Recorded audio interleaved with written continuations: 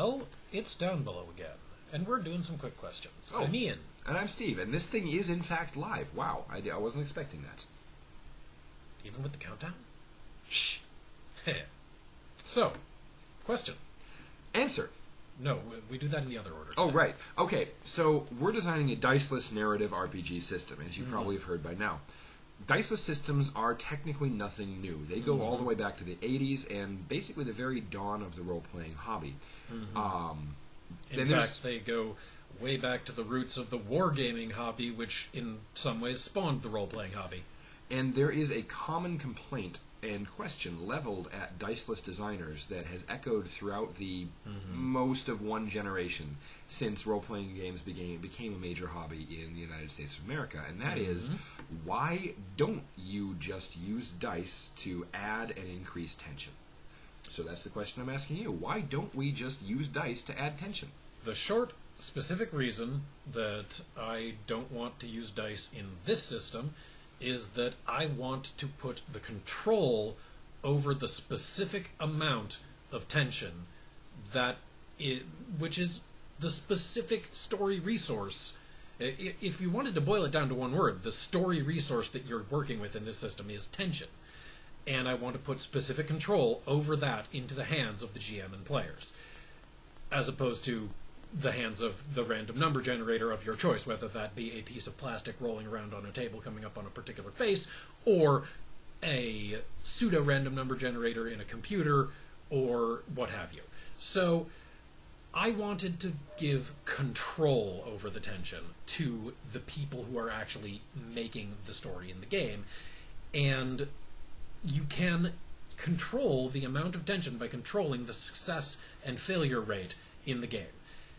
And tension narratively happens when characters don't always get what they want.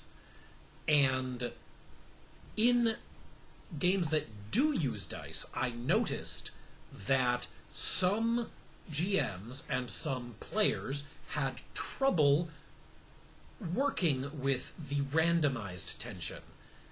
And while that can be solved by better explaining how that works. And some games solve it by smoothing out the randomness. There's at least one game I play where it's a positive die minus a negative die, which will give a very consistent result, but not always. And various different ways. While that can be modified in various different ways using randomness, I wanted to take the opportunity of doing a resource-based system to say, instead of generating tension because you don't know what's going to happen, you get to decide the tension, you get to be authors of the story together, which to some extent you are in any RPG, but in RPGs that use dice, in RPGs that use random elements, whether it be cards, dice, or computer programs, you are actually sharing authorship with the random number generator. And that is a worthwhile and worthy thing for those games. I just wanted to make the authorship entirely in the hands of the GM and players and take that and explore what could be done with that. I think that both methods are valid. I think that the various diceless systems that are out there, there are some that do very good things. And some of them do very specific things, like Amber Diceless, and some of them try to do more general things. Some of them fall flat on their face, and I won't name names because I don't really want to give those systems the publicity or sound like I'm bad-mouthing people.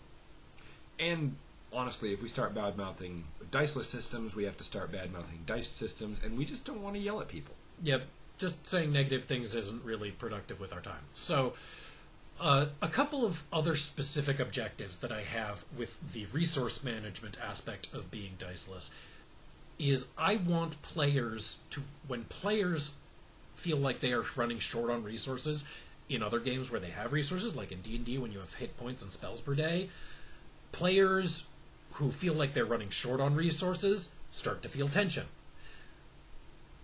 Players also feel tension when they think they might fail a dice roll, but if it's a resource-based tension, then it's very easy to manage. The GM can say, okay, I know the players will at this point either have already had some failures and so they'll be feeling tension because their characters are in a bad spot, or they will have used up a bunch of their resources and they'll be feeling tension because they know they don't have very much left to go on. And that is a very important kind of story building, is when do the players feel the tension, and doing the system as a entirely resource-based focuses the players on that set of, I have this much remaining out of my this much to start with. And by just directly linking that with, do you get what you want or not, it guarantees that by a certain amount of time through the game session, if the GM has planned according to what the players have, that the players will be feeling the desired amount of tension, because either they will have had a certain amount not go their way, or they will be low on resources and feeling the pressure. And that's about all we have for time today. And remember, you can't always get what you want. But if you try, sometimes the world will kick you in the pants anyway. That's not how the song goes. But it is how Downbelow goes. You have a point there.